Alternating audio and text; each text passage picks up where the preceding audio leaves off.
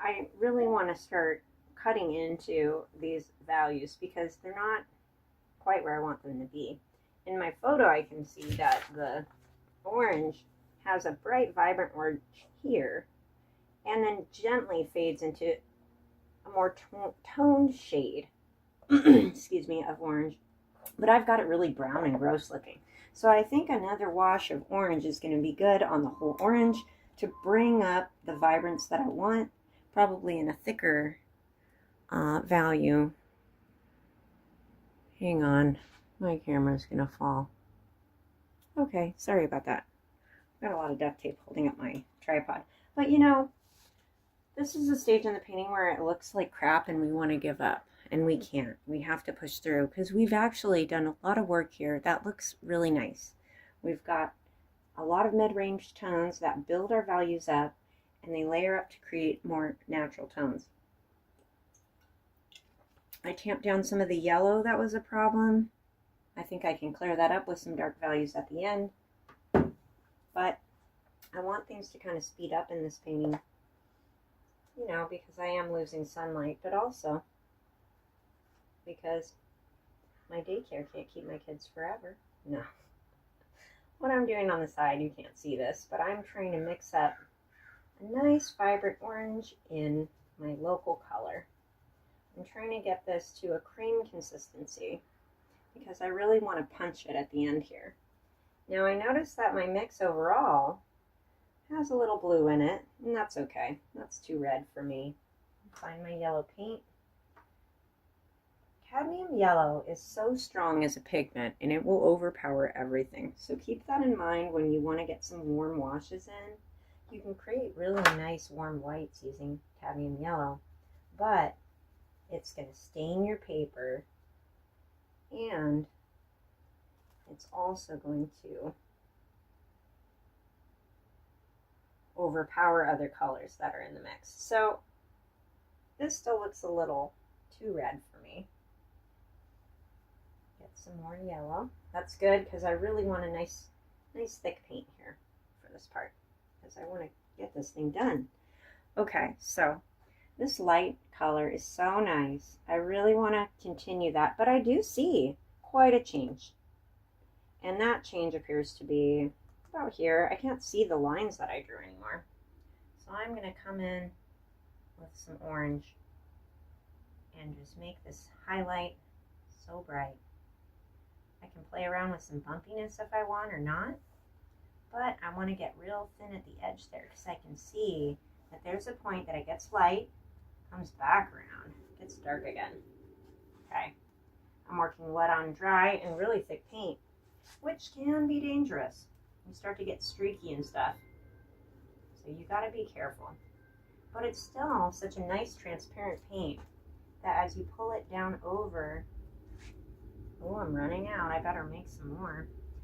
As you start pulling it down over your underpainting, get a little more water. Those tones and values start to show through in a more natural way.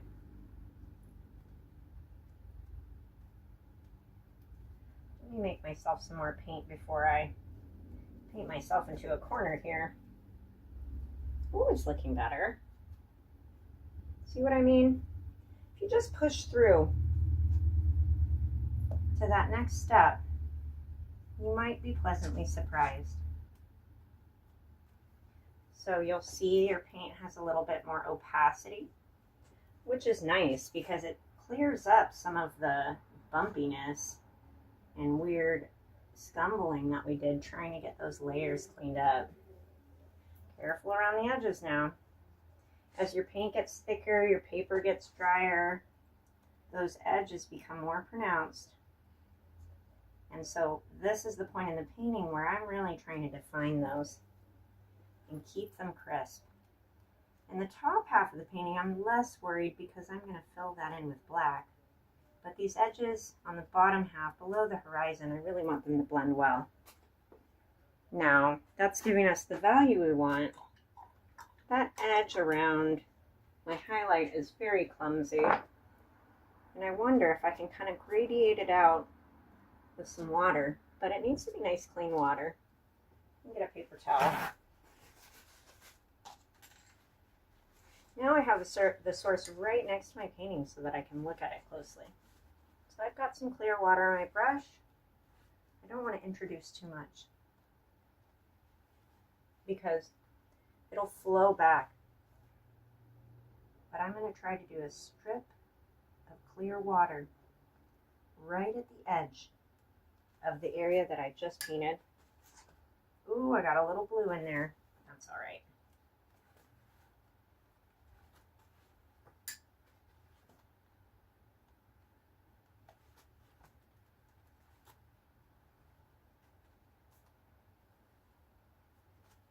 Let's try that. I don't think it's going to work. I didn't use enough water. And now that layer is pretty dry. Just tap some water in, see where it goes.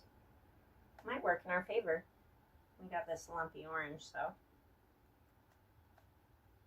I really want to get that nice smooth transition. But honestly, I got a little impatient with my gradient. It's fine. Bring it up a little. Okay. Not quite, but not wrong.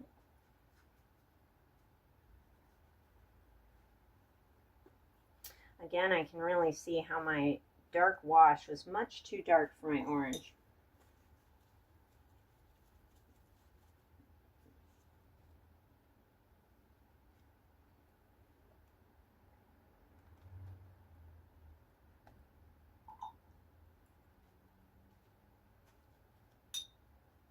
I wonder if I can pick some up.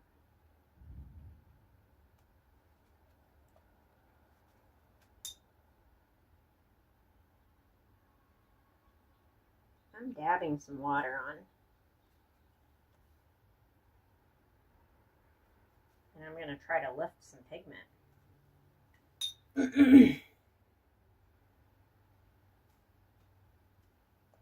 And then see if I can bring a little bit more of that beautiful vibrant orange into this area on my sphere.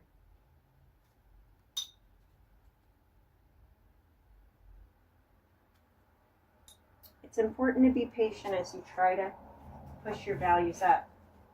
For me, I got impatient because I said this is so light and I really want to show it curve around already. But kind of bit me in the butt there. So let me see if I can get some more orange. Ooh, hey. Okay. Charging it with a little bit more orange. Bringing the vibrance. Pretty. Alright. I'm not mad at that. But I can see where I need to get a little darker. This wants to be so orange too at the bottom. That's where that beautiful shine is. So I'm going to really try to enhance that. Just using some straight creamy orange. Well, not straight from the tube, but creamy from my working palette. Bring some more around. I have this open area here that I was kind of saving so that I could get some more of that bluish brown. Try to push it a little bit more blue because I really need to punch that value at the terminator. Now that my paper's a little wet, I can get it to work with me a bit. Some wet on wet. And then I'm going to bring it down a little more. Come on now. It's got real dark right here. Yeah. See? Oh, Bob Ross on you. Oh, we're getting into blue. That's okay. Let's tap that in. Let's come back out of blue. So I'm mixing these colors on the palette, pushing them around. That brown is made from the orange that I made. And my warm blue. Hey, this is looking a little bit more mottled. Oh no, my phone's gonna die.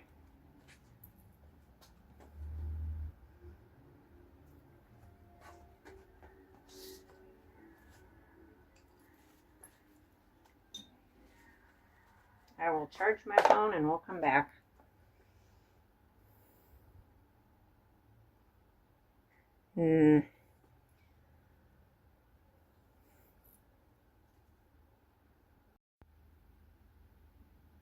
Okay, we're back. Sorry that I have to keep taking so many breaks, but I had to charge my phone, and also it's hard to upload a large file size. But I feel like I'm getting closer. I let it dry a little bit. The paper is still damp. I don't want to rush this, but a girl's got to do what a girl's got to do. Let's try to see if I can bring up the darkest values in the back, all that black.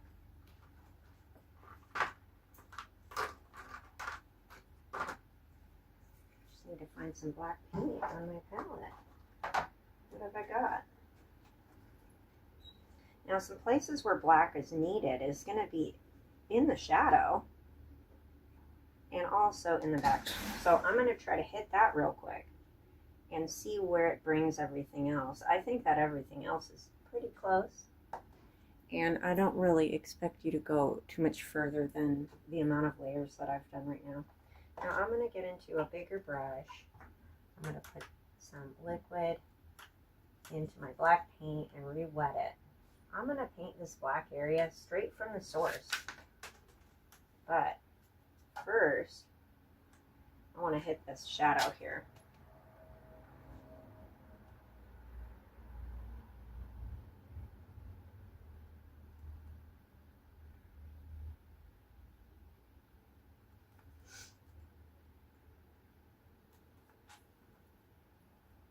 I'm using this light wash of black paint because I don't want to lose what I did underneath, but I do want to neutralize it and really darken it up. When you paint shadows, you must be careful of where puddles land because they will create darker values. So I see on one side the shadow's a little darker than the other. So since I see that on the photo, I'm trying to replicate it here. You see kind of a moisture issue right here. I don't want to mess with it too much though. I want black in there. I don't want to take it out. So why don't I tap some black in that area, try to charge it up a little bit. This black is a very diluted wash right now, so I don't want to tap too much in. But look at that. Hey, it's starting to look like light now. Well, it gets soft further out. It's pretty sharp around the orange, so I want to make sure that I can express that fully. I'm using the tip of my brush and really trying to get that edge nice and straight.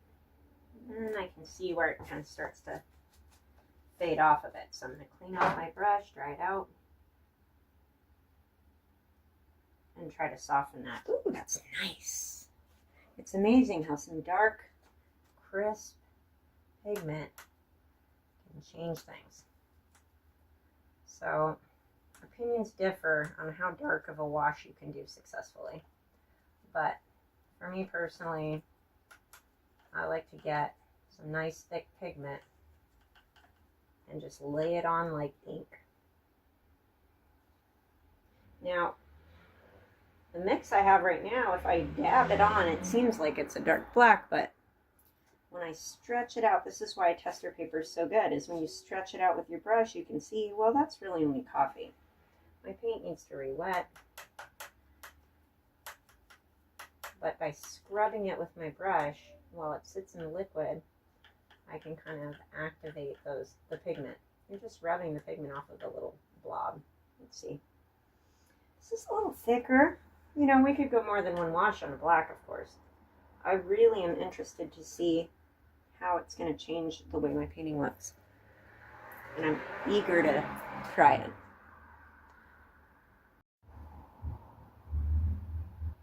Okay. We're back with what I hope will be the final layer of our painting. We'll see. I'm running out of daylight and time. I need to get this thing done. Now I'm going to angle my board and I'm going to do a wash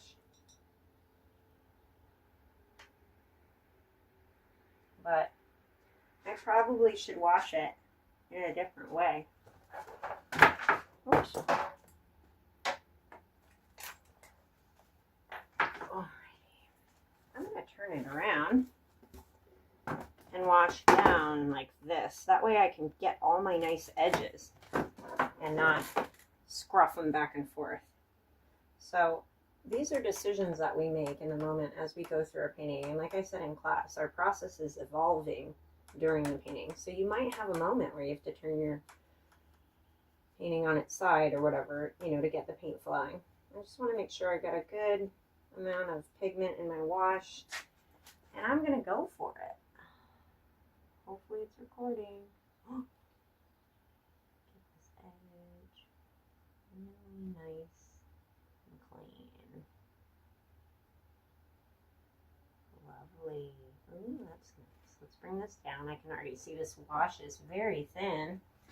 Probably a coffee. I mean, actually it's not flowing, so it's really like a cream. So I've told you before about the thickness in paint and how when you wash in a thicker wash it doesn't flow very well. So maybe you can see what I mean here. This is a tricky wash because we have to pull it all the way around the orange, right? And then it has to all meet up down at the bottom somehow. So I want to make sure that that bottom area, while it's waiting for me to wash everything else down, is nice and wet at that edge so it doesn't affect the outcome too much. Now I'm going to pull straight across, make this edge nice and clean. Because I'm going with black on the rest of the painting, woohoo, keep those edges wet. I'm going to try to pull that down, but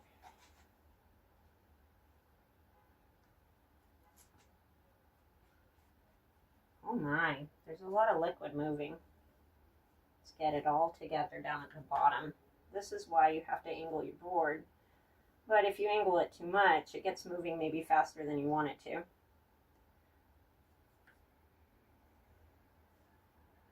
Because the pigment starts moving. Oh, this is looking nice. Keep that bead going. I'm running out of paint fast. Hopefully I made enough.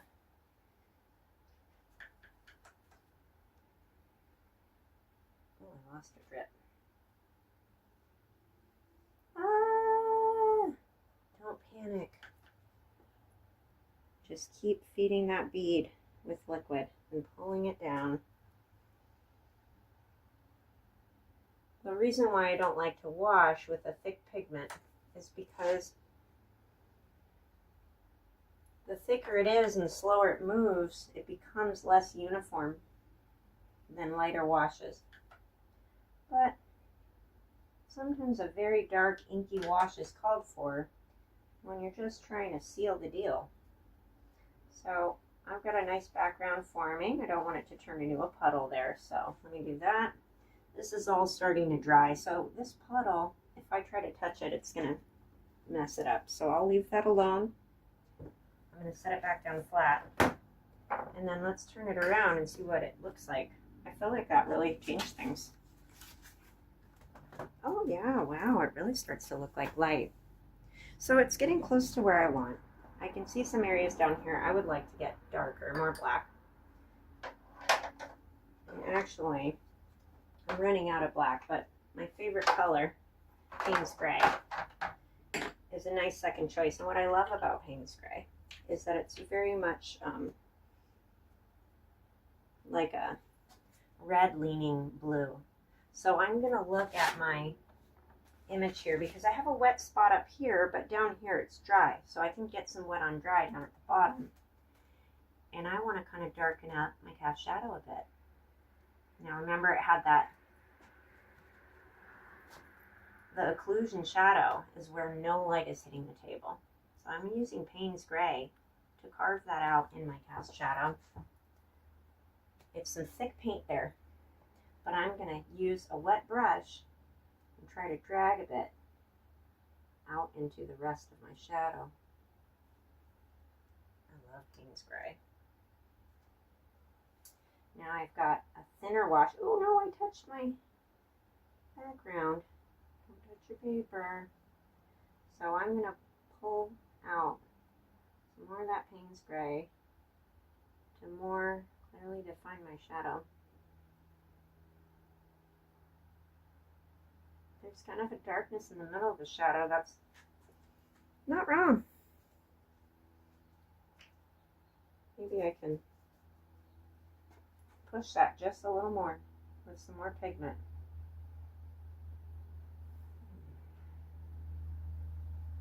Get a little more water on my brush. Ooh, that's nice. Watercolor starts to do the work for you as you layer up. Now I see a little bit of opportunity. I don't want to get too fussy with my painting. It's almost done. Maybe just a little. Ooh, that's dark. Careful. Bring it back to like a lighter wash. And a very dry brush. Now I'm just coming back in. I'm trying to carve in some of those darker areas that are very interesting on the orange itself. You know, that we played around with in the beginning of this painting. Building those values. Now that that stuff's on your paper, everything you put on top can enhance it. But you have to remember at this point, there's a lot of layers of pigment here, and too much mushing around is going to ruin that. So light dabbing. Okay, I think if I wait any longer, I'm going to have to pay the extra daycare fee. So we'll end it there. If you make a nice painting that you like, you can sign it. If you want to sign in the front or back, is up to you. I want to sign it over here where there's nothing going on. Real light, so it doesn't bother the viewer. Okay, happy painting.